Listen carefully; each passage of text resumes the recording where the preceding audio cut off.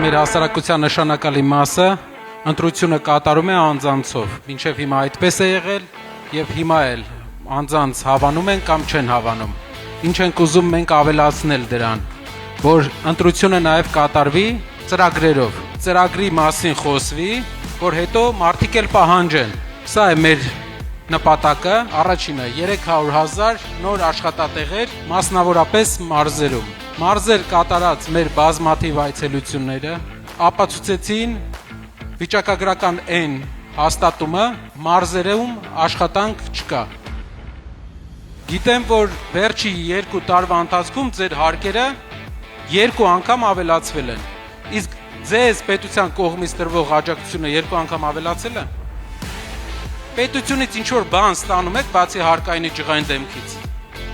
Ոչ մի նոր որակական փոփոխություն չի եղել։ Իսկ ինչ է դա բերել մեր երկրին։ Ուրեմն մի տարվա ընթացքում 3000 ընկերություն է փակվել։ Պատկերացրեք, միջինում ամեն ընկերությունում 3 հոգի է աշխատում։ Այսինքն մի տարվա ընթացքում մենք կորցրել ենք փոքր բիզնեսում մոտ 9000 աշխատատեղ։ Իսկ ապագայում ինչա կանխատեսվում։ Դուք եթե ուզենաք բիզնես անեք Հայաստանում, ձեռներությամբ զբաղվեք, ունենալու եք 2 լավ լուր։ Առաջինը հարկ չեք տալու, երկրորդը հարկայինին չեք տեսնելու։ Գյուղացին պետք է չմտածի վաճառելու մասին։ Տարվա սկզբից գյուղացիներին հնարավորություն է տրվելու մթերման կայանի հետ պայմանագիր կնքել գնով եւ մոռանալ ամեն ինչի մասին։ Իր միակ նպատակը պետք է լինի ապրանք ստանալը։ Սա հեղափոխական փոփոխություն է բերելու մեր բոլոր համայնքներում։ Վերջապես գյուղատնտեսությունը լինելու է կանխատեսելի եւ շահութաբեր։ Մի բան էլ կուզեի ավելացնել,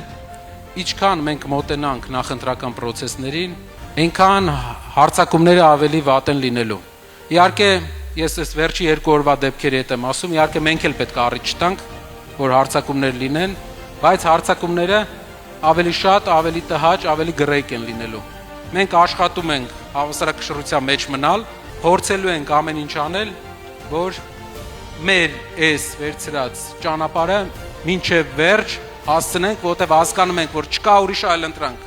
որտեղ հասկանում ենք, որ փոփոխություն պետք է լինի։